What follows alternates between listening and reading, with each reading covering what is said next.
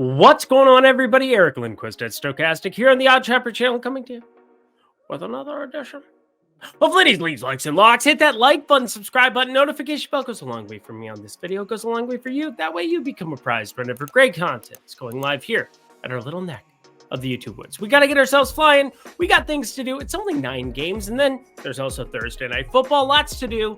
So much to do, so much to see. So what's wrong with taking the back streets? Shout out Smash Mouth. I know that guy passed away recently. Want to give him some love, but also give some love to BetMGM. You bet $10, you get yourself 200. Bet 10, get 200. That's in 4 $50 bonus bets. That's great stuff. You sign up for that in the link below. Awesome stuff from BetMGM. Super easy. I don't really have anything to add to that other than if you're 21 and over, then you can do it.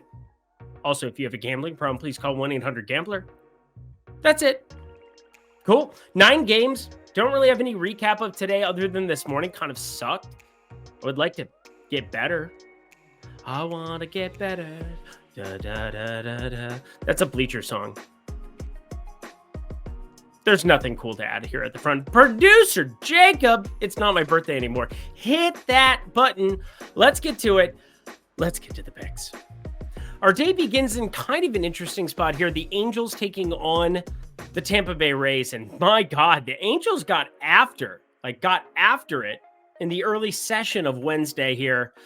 Now it's a little bit different situation here as we have Zach Eflin with a 271 xWOBA, 26% K rate, 3.5% walk rate. He's been incredible for these Tampa Bay Rays, but also so had Aaron Savali until he gave up 7 earned to this Angels team in the early going of the Wednesday afternoon slate. But as we go to Griffin Canning on the other side, 44.4% hard hit percentage, 26% K rate himself. As I look at everything for here, it's kind of clear cut to me. The Tampa Bay inside of 145 cents. Yes, $1.45. The difference between the money line and the run line. We bet that. It's not that hard to think about. It's actually just math.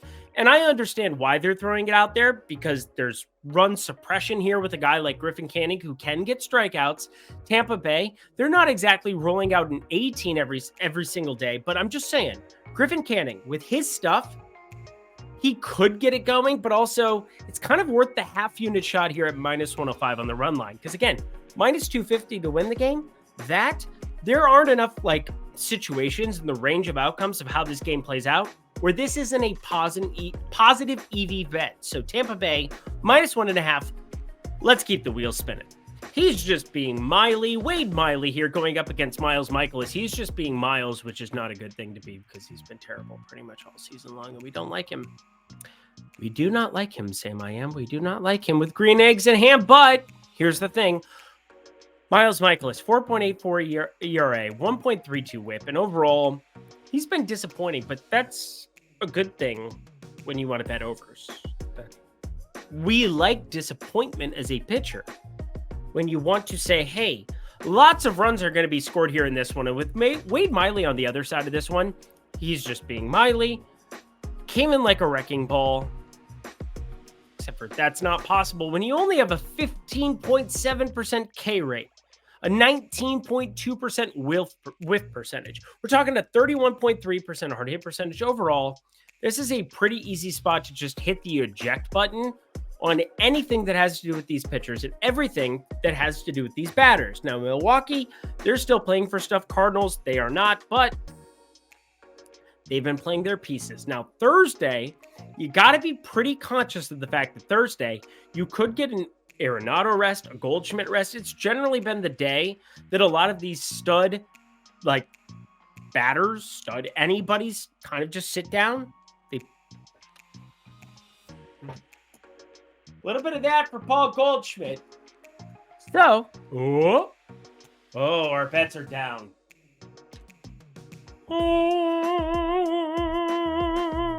Over 8.5. I like it. This is an outrageous road number. The Atlanta money line is -250 on the road in Washington. What a time to be alive. My God. What are we even looking at here? Part of that is because Jake Irvin is just not good, but I'm not going out of my way to betting a minus 250 money line, a minus 155 run line that we're looking at here on the Atlanta side. And Max Fried's been awesome. I think everybody can agree that since he's gotten back off the IL, he's been a stud. And Atlanta needed that because their starting rotation, as good as their lineup has been, best in baseball all season long. Max Fried has really reinvigorated this team, made them playoff contenders immediately. I could have been a contender. Well, that's what I'm saying about my Twins, because Royce Lewis didn't tear his hamstring. I'm happy about that. But a 261 xWOBA, 314 expected slugging from Fried, 25.3% K rate across the board. Great stuff. Jake Irvin, the opposite. 39.4% hard hit percentage, 347 xWOBA, 452 expected slugging with a sub 20% expected slugging, 10% walk rate, 10.4% barrel percent. How are you going to get by Acuna here, bro? Acuna, Matata, Acuna, Matata. The guy's going to go nuts. It means no worries for the rest of your days because he's going to hit 40 home runs to go with like 70 stolen bases. Insane stuff from Ronald Acuna. So good luck, Jake Irvin. You know what, though? I kind of want to go to another Atlanta Brave, and that's kind of who I'm focused in on here. If you go to, and I generally don't want to throw out other betting websites that aren't OddsShopper, because, again, I love OddsShopper, but Covers.com. If you want to go look over at Covers.com, you can get historical data. You can download it into a CSV. You can upload it, and you can do a lot of really smart home run things, like, for me, taking righties, putting them up against lefties, figuring out exactly who might have the best home run odds. You want to wonder why I have really good ROI when it comes to these home run plays? It's because I take my time with them. I have a pretty good clue of where the books are going to come in on, and when they come in lower, I attack them. We're going to attack Matt Olson here going up against the Washington Nationals. No doubt about it. A very weak Jake Irvin here, who gives up a 15.4 degree launch angle in addition to that nearly 40% hard hit percentage and 10.4% barrel percentage. That means a guy like not Ronald Acuna, even though he's the guy who has over a 300 expected slugging. When I look at a guy like Matt Olson, who has a 319x ISO going up against some righties, you're going to slam it. I'm going to slam him. I'm going to slam my body down, wind it all around. Did you also know the Spice Girls, this day, September 20th, they released their album, 1997. I'm giving you everything. All the joy I bring, this I swear. Matt Olson going to go yard. We have my not guy, Jose Barrios, taking on a guy who's very good at pitching, Garrett Cole. 7.5 in Yankee Stadium. How insane is this? Now, I know we ended up on the under of 7.5 there, Toronto and New York. And similar to that Houston spot where we got it in at minus 122, it closed at minus 155. And what do? They fall apart. It's a disaster. Houston loses. I lose my money. You do too. It sucked. It was terrible. Similar to that, I expect this number to close closer to 7. We saw that happen 7.5. We locked in the under. It closed at 7 with Gausman and King.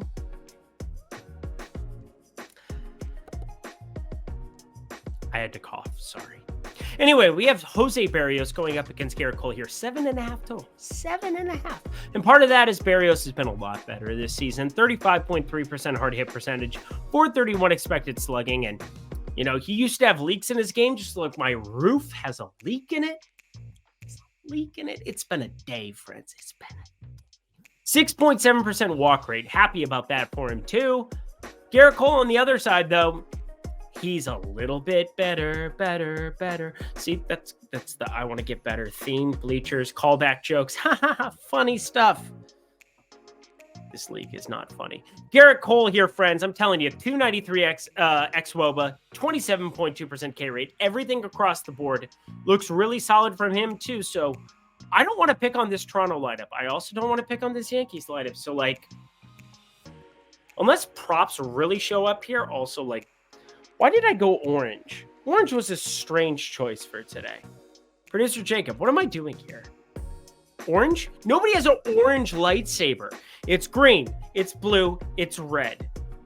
Is there any other lightsaber we've ever seen? Purple, yellow, clear. There's kind of an orange lightsaber in the Ahsoka show, so you're kind of dead wrong. We're going to take the under 7.5. Fuck producer Jacob. He doesn't know shit. Under 7.5, but that's a lean. It's not going to be a bet yet, but we might want to be early to the party. If this extends to 8, we take the under. If it extends to 7, stay away. Just kidding. I love producer Jacob, just like I love BetMGM. Hi. Look at that face. Don't you imagine me going into my higher octave every time I do this? Hi, everybody. BetMGM. Look at that happy individual on your screen. Bet at MGM.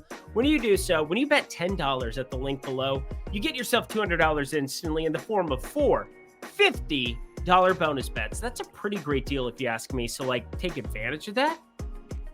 Yeah. I really have nothing else to add. BetMGM is awesome. You get yourself BetMGM, Caesars, DraftKings, FanDuel, Bet365, Tipico. Doesn't matter where you're signing up at. I want you to get the best line every single day when you're betting. And why not get a good head start with something like this where it's a super low price point of $10 at BetMGM and get yourself $200 in the form of those $450 bonus bets. Pretty great deal if you ask me. Pretty great deal if you ask me. It's only if you're 21 and over. And if you have a great gambling problem, please call 1-800-GAMBLER. Alrighty, y'all, back to the picks. It's wild to already be at the halfway point. Only 9 games here on the slate, and we know we're going to get Grayson Rodriguez here pitching for the Baltimore Orioles. It's his day to start. I think we end up getting Hunter Gaddis called up from AAA here, Columbus, here with the Cleveland Guardians. At least that's kind of what I've worked through. Maybe they don't. This turns into a bullpen extravaganza, but at least my play doesn't correlate to that because I do think Grayson Rodriguez is the main guy we want to focus on. Hunter Gaddis, if it ends up being him, nearly a 5 ERA, hasn't been nearly as good as what they were hoping him to be, 1.33 whip. Cleveland has options, though, whether it's Logan Allen.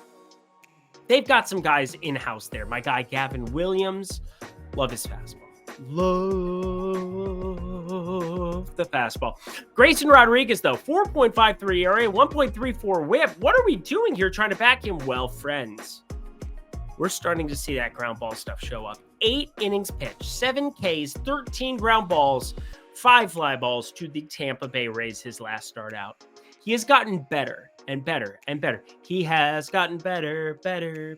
That's more bleachers. I can't possibly plug the bleachers anymore in your life. It's the same guy who writes the Taylor Swift albums. Jack Antonoff. I had to think of that. He's the lead singer of the Bleachers. Nobody gives a fuck? Okay, cool. Grayson Rodriguez is fantastic, though, friends. I really do like some of the strikeout stuff we've seen from him recently. And then now adding the granular, ground ball portfolio side of things to the mix. That's good. It's good. 24.8% K rate. Going up against a Cleveland team doesn't strike out a ton. But you look at the back half of this lineup the last couple days, they've had some nobodies in it. Will Brennan. He doesn't strike out a ton. He led off the other day. That's a disaster. Him, Stephen Kwan. I really want to see how this lineup's constructed, but I do think Grayson Rodriguez is a good candidate to hammer a K prop at 5.5. But I'm actually looking at possibly getting an alternate line to 7. I want 7. 7 Ks. Now, your daddy, me, I'm your daddy, just hit the back-to-back double-digit K props with Spencer Strider and Blake Snell. So I kind of know what I'm freaking talking about. You know what I mean? I want to see this lineup. Hit me up at X, at Eric Lindquist, if you want to know if I end up firing this up. This could be a slam. This could also be a not slam your body down and wind it all around. Spice Girls.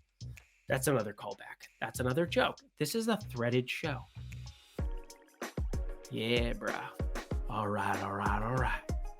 Phillies hosting the Mets here. A couple of southpaws in Peterson and Suarez. I don't have a lot that I love about this spot in any way, shape, or form, but I do think that this line at 9 is a little bit egregious here in terms of the total, and here's why. David Peterson, he's had a down year by all metrics, by all numbers. It's been horrendous for him with a 440 expected slugging, 45.6% hard hit percentage, coming off of a really good season last year. But he carries a 55.5% ground ball percentage, and he neutralizes Schwarber, neutralizes Harper. Number of lefties in this lineup that it won't be as fun for the Phillies going up against him. You have to take Marsh out of the lineup or Jake Cave out of the lineup. Bryson Stott left on left. 35.8% hard hit percentage, worse against lefties. Just saying, Trey Turner, JT Realmuto, double dong Nick Castellanos here from Wednesday. There's still some righties you have to be worried about, but 9? That's a big number to be hanging here. And Ranger Suarez, a lot of the things I just said about Peterson can kind of apply to Suarez. A 262 expected batting average, nearly identical to Peterson. 412 expected slugging, not good. 22.4% K rate, much lower than David Peterson. But Ranger Suarez, he has found ways to also be effective here at the big league level. Nearly a 50% ground ball percentage, an 8.4% barrel percentage, which isn't ideal, but it's also a much better spot facing this Mets team that they have some lefties in Nimmo and Stewart who got scratched. Stewart. Oh, it went further than the ball. Where my Family Guy people at? Brett Beatty also out of this lineup more than likely. You're looking at righties and, of course, Pete Alonso and, of course, Francisco Alvarez. But that's kind of it. I think the under's a really good play. I'd put a half unit on it. That was my second bet that I made on the cost of today. You're going to see the lock. The lock is actually fantastic. There's only one. It's a lean lock, but there are places that it started to become available. So we'll talk about that a little bit later. But as of right now, friends, under 9, this is the best play of the day that is official as of right now. 3 games to go. Hit that like button, subscribe button, notification bell as I bring you to another long ball play. Johan Oviedo, Kyle Hendricks. We're looking at Johan Oviedo to start off here. Yeah, because Justin Steele pitched here on Wednesday. But looking at Johan Oviedo here for the Pirates and 4.27 ERA, 1.36 whip. He's been better than I expected him to be as a starter for this team. He was a converted bullpen arm from St. Louis. And yeah, across the board. Math doesn't love him because there's nothing he does exceptionally well. When you're a bullpen arm, you have to devalue each individual pitch. You have to take a little velocity off the top. And now we're looking at a guy in Oviedo with a 20.2% K rate, 10.4% walk rate. That's problematic long-term. But this Cubs team, as good as they have been, and there's no doubt that they have been, just outrageous since the All-Star break. I think Oviedo has a decent enough chance to succeed here. But Kyle Hendricks, he's been awesome in the hard hit department, 31.4%, but he still carries a 271 expected batting average, still carries just a 16.3% K rate. And I say this often, when you see a guy who doesn't strike out a lot of dudes, and they face out a dude who does strike out a ton on the other side, you bet them. You bet them in bulk. And that's where I think Jack Sawinski, who has this is ridiculous, the highest on the Pittsburgh Pirates, 32.9% K rate.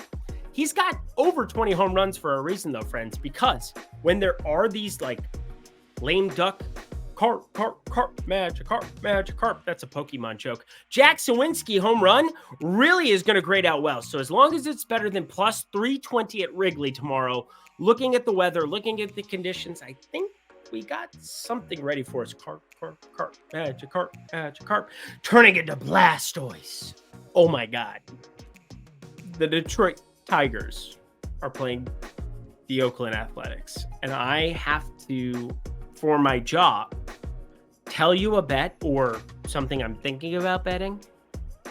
And I have to actually have this conversation. The 70-81 Detroit Tigers are taking on the 46-106 Oakland Athletics. Well, Funky Cole Medina is not going to be somebody we back. He's the worst. It could be Tariq Skubal who pitches here for the Detroit Tigers. And that's where, friends, I'm at least throwing in the hypothetical that if you have Tariq Skubal pitching against the Oakland Athletics, this is murder. Literally, gambling is the only reason on planet Earth to watch this game. There's nothing else that is redeeming in any way, shape, or form. Also, Detroit, thank you for letting us jam against you -1.5 there on Monday. Tuesday, you won a 3-2 decision, even though I backed you plus 210. That would have been fun. I'll only back your pitcher. There's nothing that I'm going to touch in this game in terms of money line, run line, unless something shows up really, really funky, like Funky Cole Medina. then maybe we fire something up. But otherwise, it's Tariq Skubal. He's going to be the only thing I'm remotely interested in this ball game. You have a terrible ballpark in terms of home run numbers. I doubt there's going to be anything even remotely bettable there. But with Tariq Skubal and that 30.7% K rate facing the Oakland Athletics, who strike out a ton, and him coming off of like 7.9, he strikes out a ton of batters. 31% K rate. What are we doing here? Tariq Skubal is going to murder the Oakland Athletics if it is him. But again, not even official yet. Should be him, though. So enjoy that. Holy crap. We're already to the last game of the night. And I wanted to throw this out here because there aren't any official locks. But I'm not going to give you plays just for the hell of it. I'm not going to give you plays that I don't absolutely love, that I'm not going to actually put my money where my mouth is. You know that. If you're in the premium Discord, you see my betting slips. You see when I post. You see when I'm tilting, because I tilt from time to time. It's not always the best time in the entire world, even though my birthday was fantastic. Just ran the entire table. Ran the table on every big bet that I had. And then the day before it, went 6-0, 1-0 on pitcher props, 1-2 on home run props, but half unit on Royce Lewis, quarter unit on the other two that didn't hit. I'll take the half unit plus 320 every single time. Sounds fun. That's a W. But this is the game that I'm the most interested in by far on the entire slate. And part of it is these Dodgers. When I've been locked in on them, when I've picked out my -1.5 spots, it's been a complete slam dunk. I said slam dunk 3 times. Anyway, Kyle Harrison going here on the mound for the San Francisco Giants. This guy had great strikeout stuff, great pedigree coming into the bigs, and a 27.1% K rate. That looks really, really nice here at the big league level, no doubt about it. But he's giving up that hard 43.5% hard hit percentage with a 15.1 degree launch angle and a 42 expected slugging going up against the Dodgers. Just saying, that's not exactly ideal. And it's not exactly ideal here that I'm looking here at Emmett Sheehan as the potential starter for the Dodgers. 5.44 ERA, 1.27 whip, but he went back down to AAA. And since he's gotten back, he had the one bad outing against Washington where he went 4 1/3, but 1 earned against Atlanta in 4 innings, and then pitched out 3 innings as a reliever in Seattle, ended up giving all of 1 hit up with 5 strikeouts and nothing else. Fantastic stuff from Emmett Sheehan. I kind of like the pitch mix a lot. So if we're looking at a potential lock here, I want to look at Los Angeles with the Dodgers inside of -170. You heard me, -170. I'm not positive where the books drop, but there's a number of ways of projecting where it could probably drop, and that's why it's a lean lock combination. There's only 9 games here. I'm looking at football already for Thursday night. Like, I'm pretty positive you are too. There's going to be a lot of betting to go around. So if you want to know if I fire this up in bulk the way that I'm anticipating against Kyle Harrison, hit me up on X at Eric Lindquist. I'll be happy to let you know what I end up doing, but also check out my article at Odd Chopper as I cover the Thursday night football slate. Going to be an awesome time. Can't wait for it. Week 3 is here, my friends. And that does it for another edition of Lindy's Leans, Likes, and Lacks. You know what to do. Go to that comment section below. Yada, yada, yada. Check out producer Jacob. He's good people. Check out BetMGM only if you're 21 and over. And if you have a gambling problem, please call 1-800-GAMBLER. Until next time, friends, I'm Eric Lindquist. Best of luck in the MLB streets on Thursday.